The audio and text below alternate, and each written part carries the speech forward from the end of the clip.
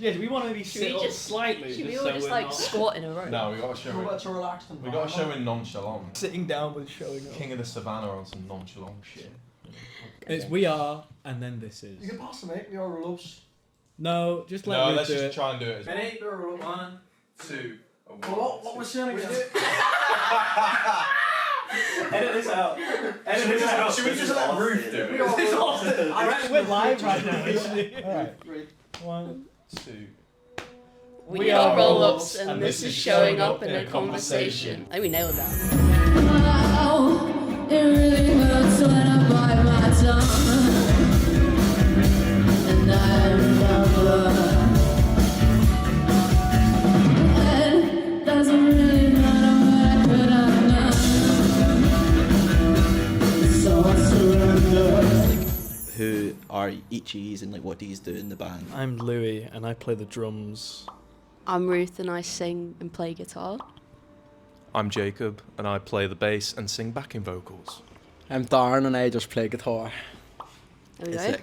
So roll-ups as a whole, how would you describe like the band to someone listening for the first time, like sound wise? I think like we all have a sort of different stuff going on. I think a lot of us have different influences. I think more generally our sound is poppy, rocky, sort of like shoegaze kind of thing, I would say. Pop rock and shoegaze. Pop rock and With shoegaze. a hint of dream pop. Maybe a bit of dream pop. Maybe a bit Yeah. of lo-fi stuff. Buzzwords. Yeah, buzzwords. Get there right at the top. We're getting the search SEO engine going, there sorted. we go. Yeah, Yeah, that's good. I think that's I dig I think that, that's yeah, what yeah. we'd say. Do you like summing up in a genre? I think honestly, just because we've been changing so much as a band, we've been trying lots of different stuff, throwing a lot of stuff at the wall and seeing what sticks. I think the stuff that maybe we keep in the set list compared to the stuff that we don't is maybe less of like poppy and more like maybe gloomy stuff. And honestly, I think, you know, Darren's really into music theory. Us three, maybe not so much. Actually, sorry, Louis a little bit. But it's more just stuff that we feel matches our like taste in music and what we'd want to listen to ourselves. And that's sort of the metric for success that we use for our songs, I'd say. And the band known as Roll-Ups now used to be known as Bolshevik Roll-Ups, right? But obviously the band has went through like a bunch of different changes in terms of people leaving, people coming back. What was the band initially like? Well, I think this was, well, Jacob and Louis met each other. Then Louis' mate Sarge joined, and then I joined as the rhythm guitarist. And then we started like mixing around instruments, and then I started singing some vocals, and then sort of was the cuckoo in the nest a little bit and became like and sung main vocals. But it's like we just sort of messed around with different stuff. And then, I mean, I think it was me who was like, you know, I love Bolshevism as much as the next guy, but you know, I feel like just for our sound, it seemed a little bit odd to have such. It was industrial. It was a bit oppressive, wasn't it? I think everyone would say, "Oh, I like the name, but it sounds like you're a punk band." Yeah. With a name like that. Whereas yeah. we're I not think- punk. We're like more like kind of, I don't know, like soft. I suppose you know, Yeah. like. And no one could spell it. No. That was a problem. Yeah. And some promoters won't book it. Won't book us over it. Yeah, we to be lost a fair. couple gigs over it. I I mean- think it was like people would turn up thinking we would be one kind of band, and it's like, actually this is distracting from our music. So it's like we were like, all right, let's just lob the Bolshevik off and carry on with the rest. And yeah, but that's what we've done from that point. And did the change in members and sort of, obviously you're saying how it like that whole name kind of pigeonholed you into like a genre you weren't. When members sort of came and left, obviously with the name originally that wasn't the sound you were going for anyway, but like since you have changed it and like so you have this lineup, like is it changed like a lot? Were you like kind of different? 100%. Like, because so we started with, it's always been the same kind of lineup, like bass, 2 guitars, drums, vocals. But we started with a different guitarist who was great but moved to Lancaster. And then we got Darren in, and their styles are completely different. And so we were sort of like, you know, we could do one or two things. We could say to Darren, play exactly this way, because this is how we've done it before, or just let him do his thing and sort of like move around that. And I think that's actually, it's sort of given a freshness to a lot of our songs. I mean, he does a great job. It's like, we're trying to just like, I guess, move with what each of the band members is doing now. Because we're not the same, we've been running for like 3 years now. And we're obviously not the same people or the same musicians we were 3 years ago. Obviously, Louis left and then came back again because of geographical contexts and just, scheduling. So I think we've just tried not to pigeonhole ourselves too much and just sort of go with what we're interested in and what is actually working and what isn't. And obviously having a new guitarist has changed our sound. But I don't think that has too much to do with the Bolshevism aspect. I think that's just because we've got a new member, I guess. Obviously, people have come and gone. How important is friendship in the band? Because Oh, I was saying this before, how like you'll be scrolling on like Instagram and you'll see like Jacob tagging like Louis and being like, "Oh my god, that's us," or like something, and then you'll have a conversation back and forth. But it feels like these are just having like a laugh and like also making. Like, I mean, do you guys want to have a little talk about each other?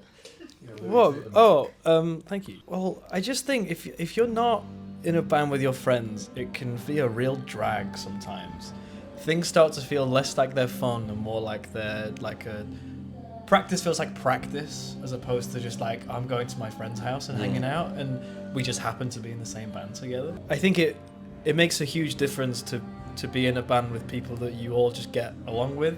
It makes, if there's ever any kind of like drama or tension or disagreement, those things get resolved so much quicker because there's never that feeling of like, oh, maybe they're at odds with each other, maybe it's that. Because I've known Jacob since first year of uni, and then we lived together for 2 years. I met Ruth through Jacob in second year of uni, lived with her for a year. We met Darren because he showed up to a gig, and then I've gone to his house and hung out, and we go for drinks or whatever. Like it's so much better to be in a band with friends. It makes such a massive difference. And everything feels like less of a drag, and it's just more fun, which is great. The Now in a Minute EP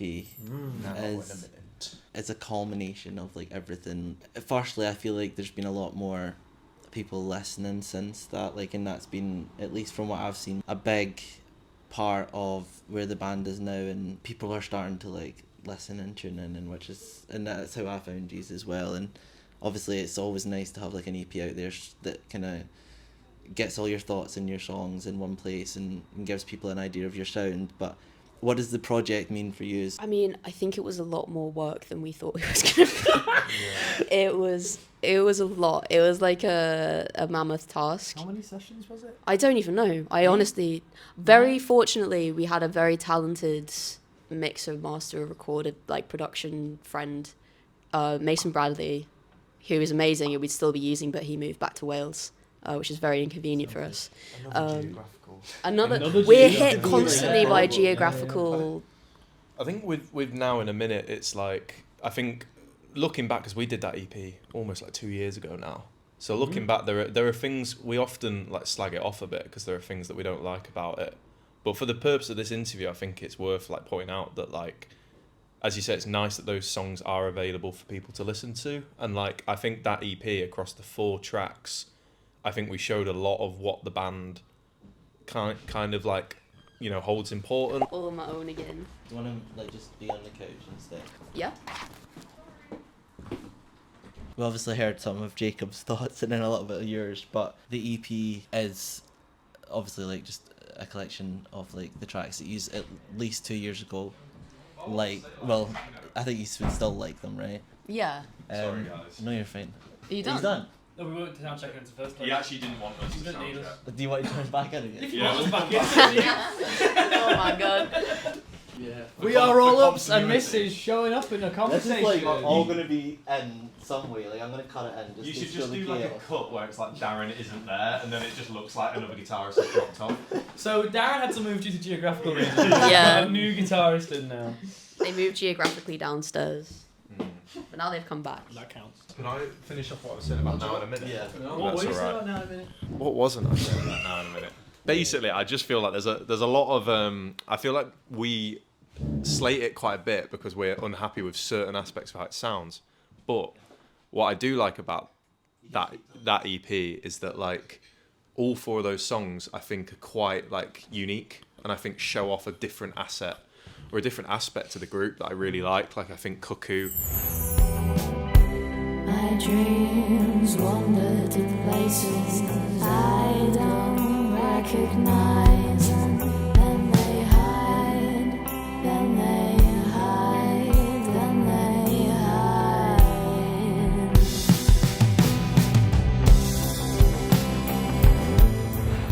Combines kind of gothy elements with like kind of some mild psychedelia. And then you've got like sticky tape. I watch as the world softly falls apart in record time. And so get a grip, don't be pathetic, or just take a pinch and you'll forget it. Which kind of almost has like a folky feel with a slight sort of bossa nova tinge. And then you got that avenue. And I won't try to claim I didn't want it the same. You know how I'm terrified of change.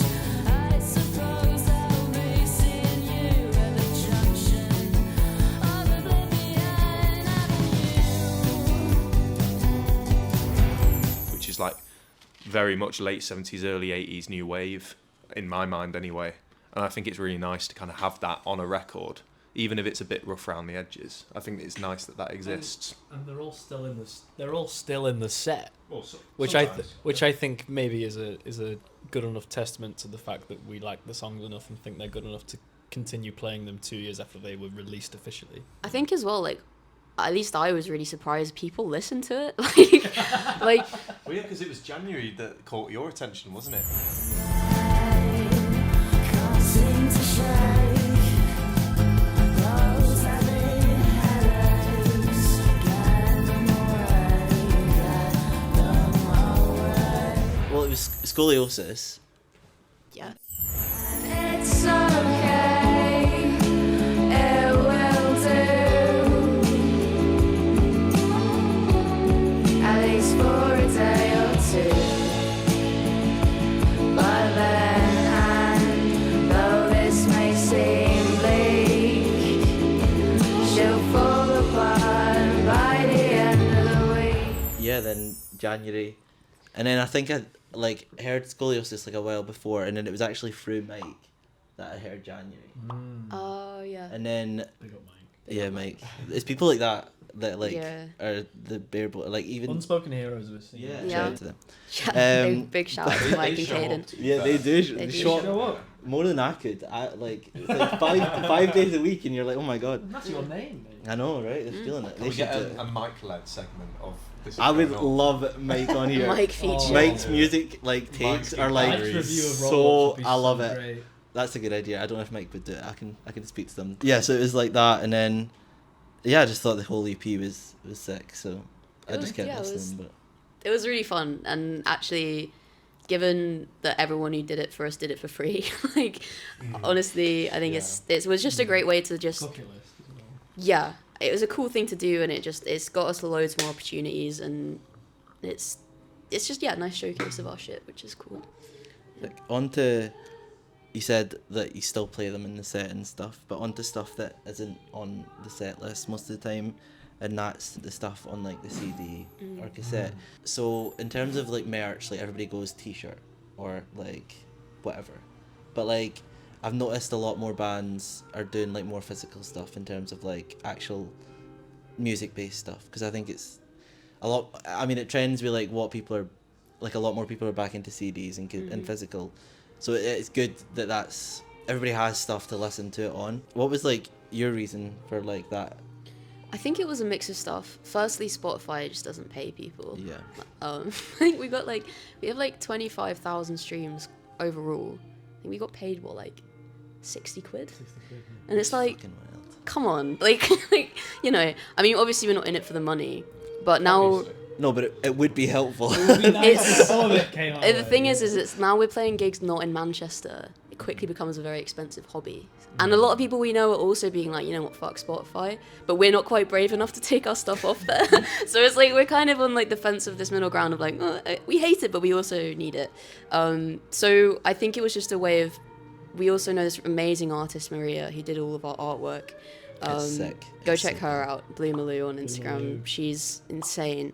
and she agreed to do all the design for it. And we were like, actually, if we're going to make these cassettes, like, we want this to be something that is like almost the token to support the band, and put stuff on there that isn't on Spotify. So it was a mix of things. It was firstly money, but also just like, you know, I think in the long run we probably will make new cassettes that have different music. So it's like, you know, a nice almost like time capsule of our band as it is now, and then when we do new stuff, you know, it will be new stuff. I kind of saw it almost like, you know, like a comic book omnibus. Do you know what I mean? Like when you'd get like Spider-Man or Judge Dredd omnibuses, and it's like a collection of issues that like the fans can have in like one succinct package with like a few extras, like maybe like, I don't know, cover variants, or not to get all comic book geeky.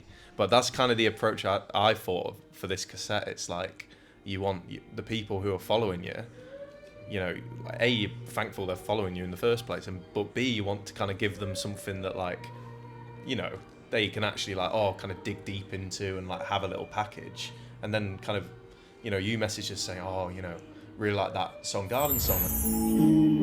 If I told you I was sorry for the way I openly worried you were disengaged,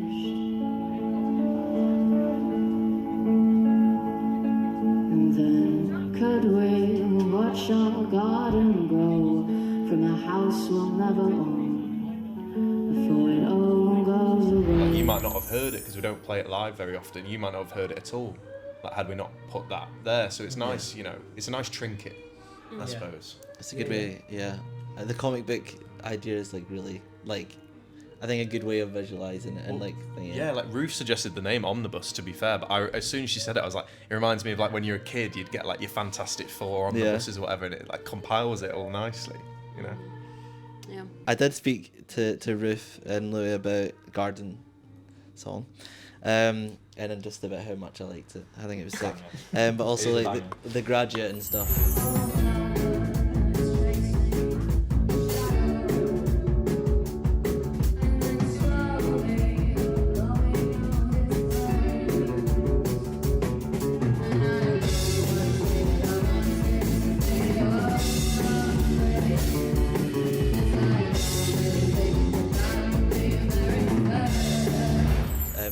There's like sick stuff on there. Is anything on there part of like what you look to do next? I think Linen Woman.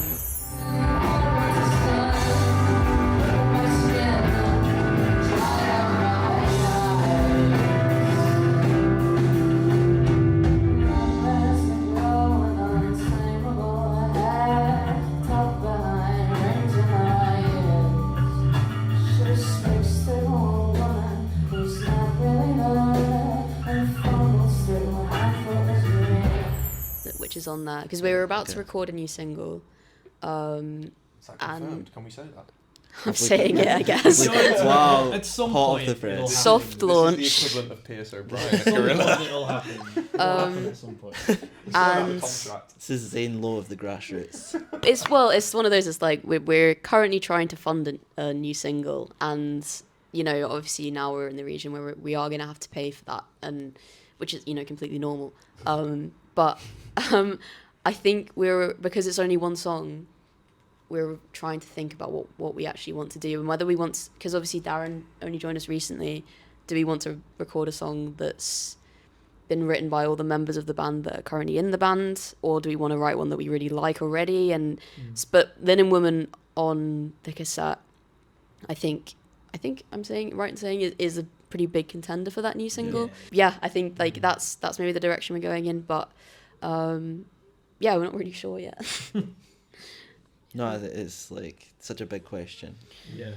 I think like I we would have say, an I would add on to that like, even though obviously Linen Woman, we want to keep playing, there's a few other tunes that we want to keep playing. By and large though, it's like I think we're all in the same boat that we want to crack on now. It's like there's songs we really like that we keep playing, but we've got a new member now, you know, we're all a lot kind of more focused on putting the time into the band that it deserves. And I think like next month we want to just take a month where we're not gigging as much, we're only playing once in Huddersfield, and we're just, when we're not doing that, just like really like try and write as many kind of new songs that are exciting to us. Like we wrote one the other day that like, who knows whether it's our best song, I don't know, but it feels like it is because it's fresh to us. Do you know what I mean? It's like, so I think like I feel like none of us like kind of rowing on the same, what's the expression? Like sitting around in the same boat? Just being stagnant with musically. Knocking around in the same old boat? Yeah. Is that what I'm trying to say? Yeah. Sure. I get what you mean. We're all, I think like there's a degree of impatience in all of us, and like we like to get on to the next thing, you know? Yeah. Definitely. I second that. I second that. I said that. Yeah. But that's what's nice about the omnibus, is that at least, even though we're moving past it and doing new things, at least there is a solid artifact of like those songs. Do you know what I mean? Of that loose period. An artifact's a really funny way of putting it, but I think so. Yeah. Is that a bit high? No. It's like lost. them in years' time. It's just Yeah. a bit of a snapshot, isn't it? Of these were the It's like songs a we time played for a capsule. long time, Rollups omnibus and is some gonna be an of them we don't artifact. play anymore, some of them we do. Yeah. Belongs in a museum. One day. There you go, you can have a wee tribute museum. Not saying that he's died or anything, but like... Well, you never know. There's always time. yeah, I mean, everybody has to at some point. Man, yeah, grab your cassettes now, because if we all die in a horrible wreck, those things might cost a bit more. Yeah. Only £6 as well. Yeah. Bargain.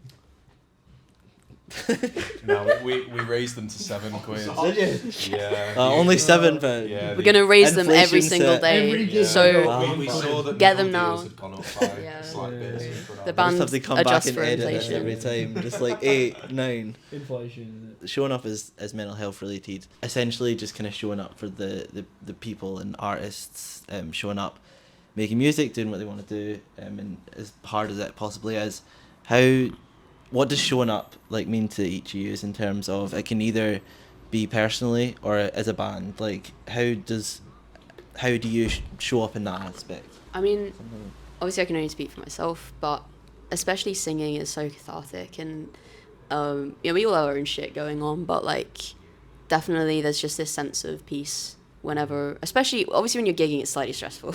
I love gigging, but that's a different thing, and it's like adrenaline and whatever. But like when we're just like jamming, especially because we just are playing in my house, there's definitely a sense of calm that comes over me when I'm playing, and in a way that I don't think anything else really has the same effect on me for, because it really does like require all your attention, and you can't be thinking about this stuff, and it's social, so you're like hanging out with your friends as well. So no, I think it's super important and a real great outlet for people. And I think especially because I write a lot of songs and a lot of lyrics, it's like it's been really nice to hear people talking to me about how much some of our songs have connected with them, and I'm really happy that's been useful for them, but it's really been useful for me too, because it's like, oh shit, okay, some of the shit I've been thinking and going through is sort of universal, and it's just really cool to also just have something out of that instead of something like vague, something like solid, like you have a song to like demonstrate that period of time when you're doing something. And so yeah, no, I think it's great, but you guys should talk about that as well. I don't think there's much more to add, to be honest. I feel that's a pretty good encapsulation of it. I think like as another aspect of it. No, I'm like, how do I follow that? I was just thinking, because it's an interesting question and one I wasn't really expecting like us to get. But I think like, you know, going out and gigging is a really nice thing, because I'll see people at gigs, and not just our gigs, other gigs and stuff. You see people that you wouldn't usually run into necessarily. Like some people you see all the time, but there are other people where kind of at gigs it's the only time you see them. Mm-hmm. You know, it's like proper musos. You kind of know them through going to shows, and it's like, I think there's something really nice there that like going to gigs does make Manchester feel more like a village. You kind of it makes the city feel smaller.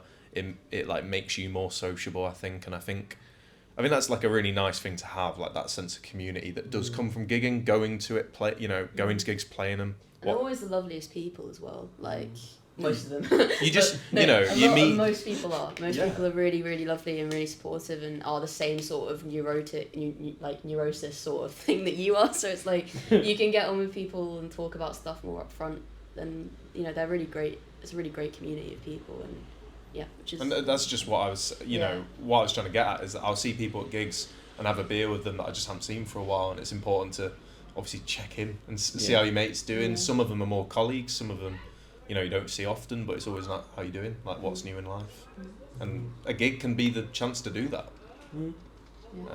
Darren, do you have any? Do you have anything to say about mental health? If you want your mental health to improve, get off your phone. Okay, Sick. there we go.